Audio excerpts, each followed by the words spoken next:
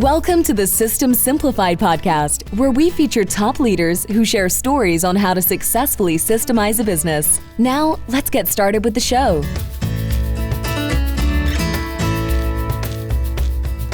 Hello, Adi Klevit here, the host of the System Simplified podcast, where I feature top founders, entrepreneurs, and thought leaders about systematizing a business. And today's episode is being brought to you by Business Success Consulting Group, where we create, document, and implement processes and procedures so businesses can grow and thrive.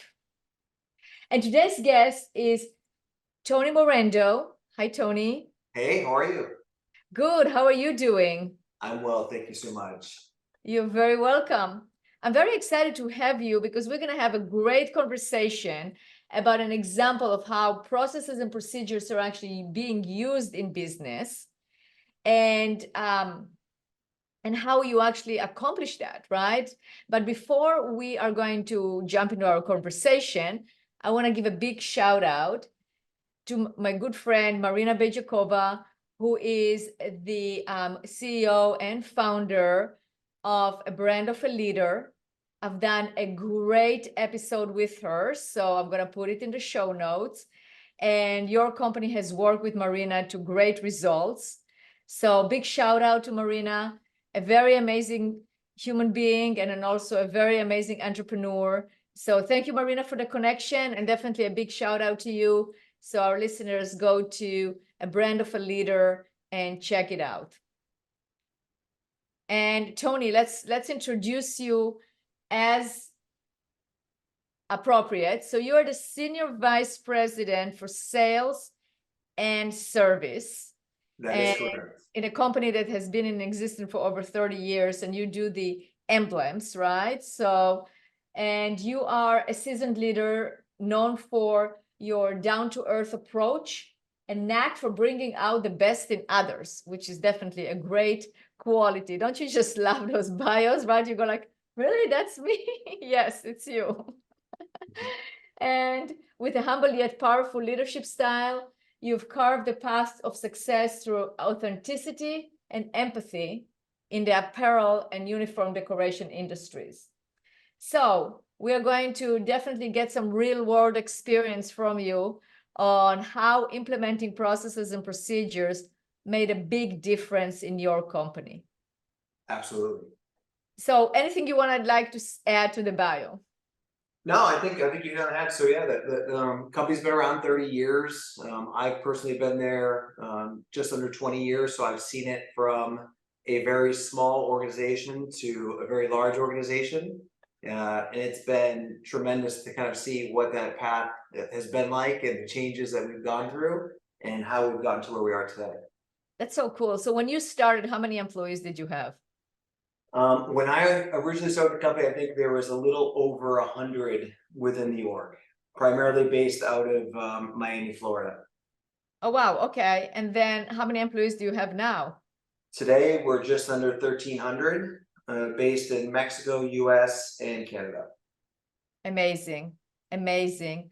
So, if you look at the history, I'm actually really interested in terms of the jumps, like, the jumps from different phases. Can you tell us a little bit about the phases of growth that the company went through? Like, was it sure. up straight up and all of a sudden 1,300, or did you go through jumps? Did you go through expansion, maybe a little bit of contraction and more expansion? What did you experience? I think a little of all of the above. I mean, it's never been linear.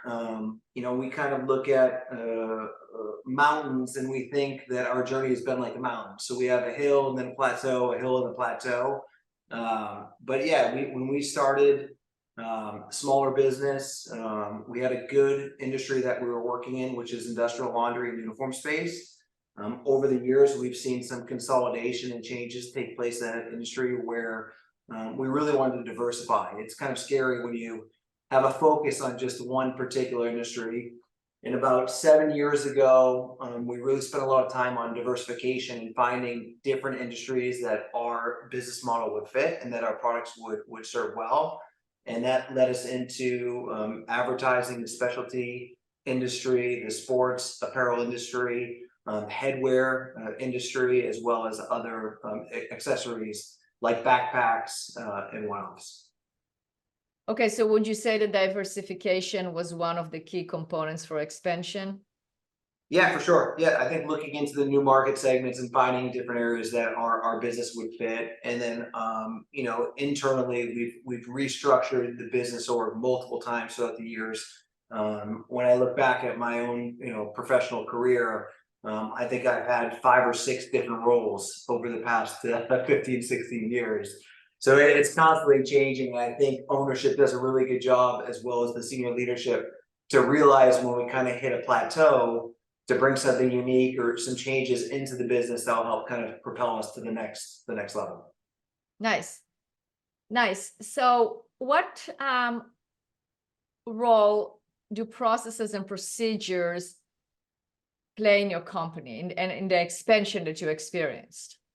Yeah, so in today's environment, we are really implementing processes and procedures across all departments. So primarily it started with ops, right? So the operations, the manufacturing teams, very repetitive tasks that I think if they didn't have the documentation in place and the process in place, that they were running into some different issues, on-time performance, quality concerns. They've addressed that significantly by putting in a lean process there. About 2 years ago, we then brought it over to the leadership team, as well as the sales team and the marketing team and the service team. And ever since then, things have really kind of flourished for us. Really kind of keen on making sure that the roles and responsibilities are clear, the duties are clear, the tasks, the daily tasks are clear, and reporting on those on a daily basis is something we've never done in the past. Today, we literally report every single day our numbers, our KPIs, and making sure that the team knows what we need to do to adjust in real time versus lagging and waiting to the end of the week or the end of the quarter. So we're trying to attack this thing in real time. Interesting. Okay. What problems would you say you experienced, or pain points you experienced before you started having well-documented processes? What did you experience?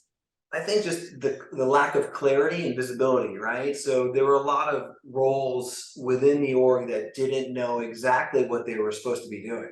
And I think that's because in a rapid growth environment, which we've experienced, those roles are constantly changing. And there weren't really clear expectations of what each role was supposed to do, as well as the results, right? So we would be waiting to the end of the quarter or the end of the month to really kind of highlight results, where now we're able to catch them day by day and make adjustments that are necessary. Interesting. Okay. So those pain points of not having the visibility, the consistency, etc., like how did that actually manifest itself? Because it's a pain point, right? It manifests itself somehow, whether in error in orders or people not having retention, difficulty hiring. Like, what would you say? How did you actually see it manifest in a day-to-day environment? Yeah, so we have several measurements. Retention is a great one, right? So from a sales and service, a lot of our business is non-contractual. So customers can buy from whoever they want. If we're not doing a fantastic job, if we're not servicing them well, then they can go find a competitor and buy from them. So we measure retention. It's something that also drives compensation for our sales and service team. So there's a lot of focus on that portion of the business, as well as OTP, which is our on-time performance. From a manufacturing side, that is probably one of our #1 drivers within the industry, since everything is really based on speed to market. Interesting. Okay, good. What other measurements do you use in order to measure your success? We have some leading indicators. One are opportunities, right? So from the sales side, opportunities is definitely one that we measure and report on a weekly basis, as well as daily.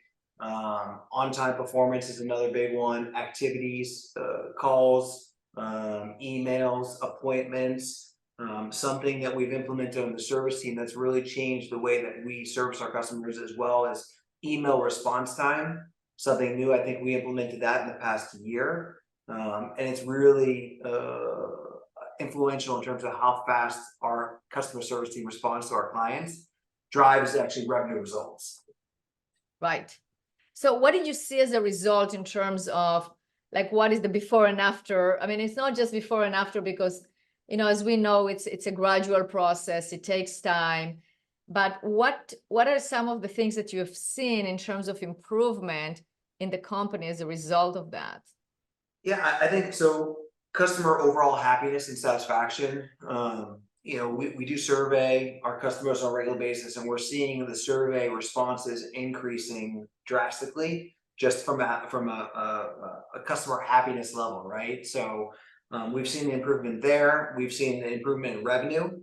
We've seen improvement in retention, and we've seen improvement just within our own internal employees, right? So not only do we survey external customers, but internally we want to know how our employees are feeling, and that's gone up as well, knowing that there's been clear expectations set and that they have visibility day by day. Interesting. How do you measure your employee satisfaction? What questions do you ask? So there's a handful of different ones. One of the big ones I think that tends to get the biggest response is, would you recommend friends and family to work at World Emblem? So it's like a net promoter score for the internal. Exactly. It's almost like an NPS internally. And it's an interesting one because it's changed drastically over the years. When I first started, I don't know if it would be as high as it is today, just based on things moving so quickly. But today it's actually a really high score. We have a very, very low turnover, considering the industry that we're in. Our employees tend to stick around long term, and they also bring in family and friends. So especially in markets like our Mexico facility, a lot of the families there were referred through internal employees. Interesting. So that's definitely a measurement, right? So, all right, it's not easy to document, to create systems, to have the discipline, right? I mean, it's basically not, it's easy when it's implemented, but it's not easy to go from a culture of not having it to having it, right? So how did you manage to do that transition successfully? So I think the first thing was, it had to start from the top. So leadership really had to, grab the concept and run with it and make sure that it's being communicated down. So we have what we call a daily huddle. We have a daily huddle with our executive leadership team, but then we also have daily huddles with our individual teams and just kind of reinforcing the principles and concepts. So that way they know that we're living these day to day. We've actually embedded these, into our corporate culture. So when they look at our company values, they know that these principles are being lived day by day. Right. So it's basically coordination and communication with your team and making sure that it's there. And I agree with you because, when I give my talk about how to make sure the processes are followed by all, the number one thing I said, and that's my number one slide, is mindset. And it starts with the leadership. It starts with people knowing that this is important. It starts with the top acknowledging how important it is and setting an example and communicating it to the rest of the organization. So I completely agree with you. Okay, so let's say mindset.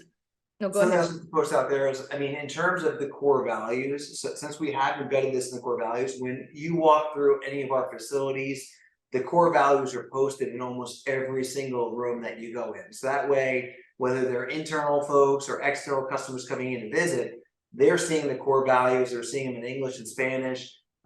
Every meeting that we start off, we pick one employee to also state the core values. So it's just, again, it's reassuring and reaffirming and making sure that everybody's on board.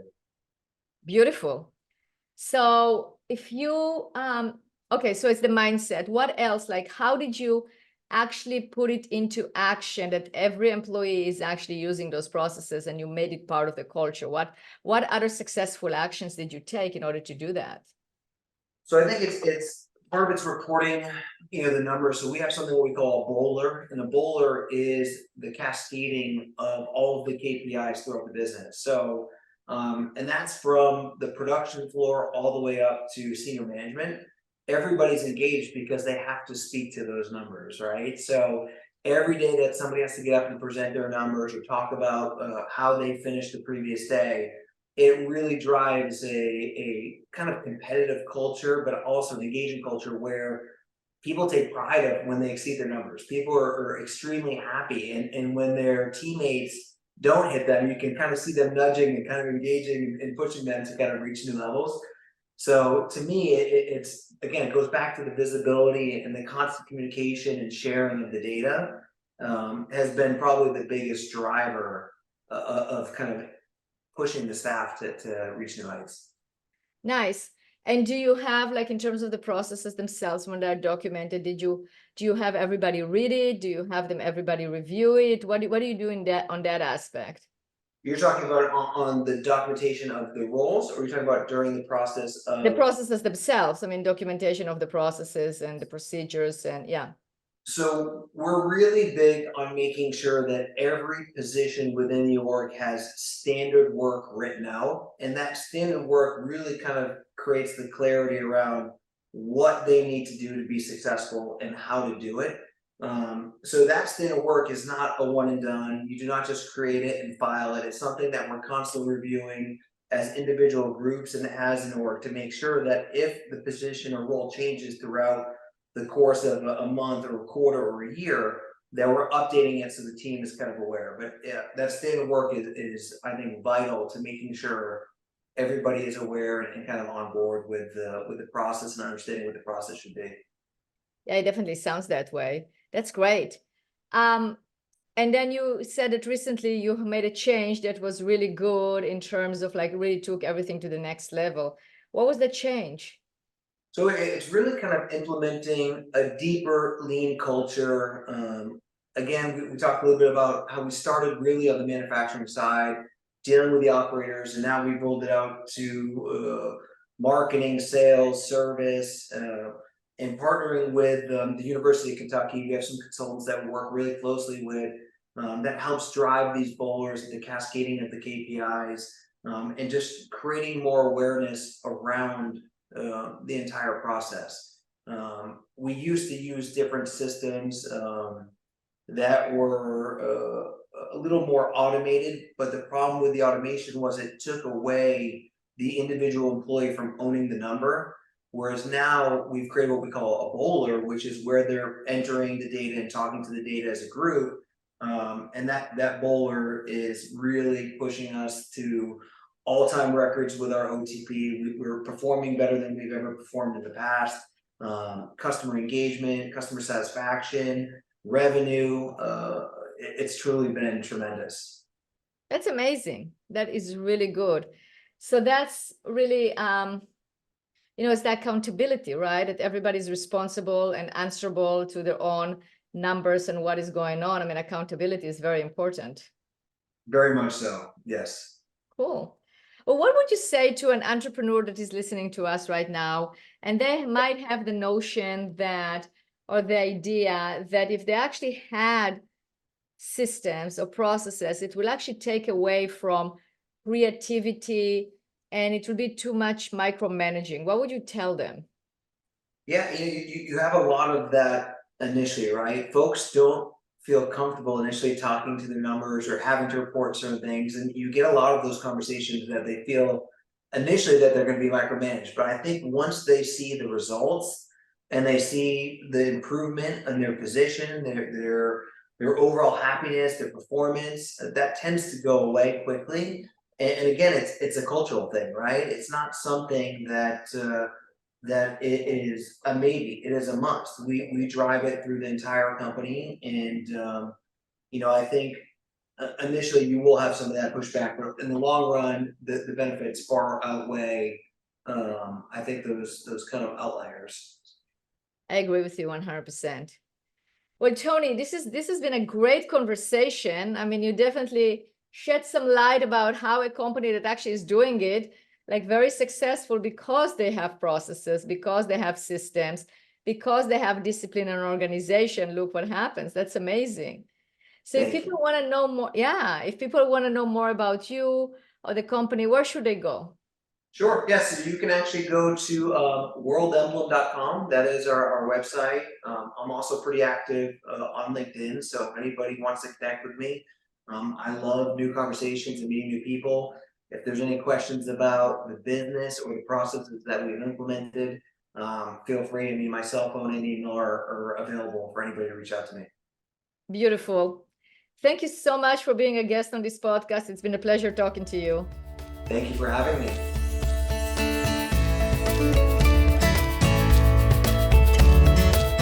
Thanks for listening to the System Simplified podcast. We'll see you again next time, and be sure to click subscribe to get future episodes.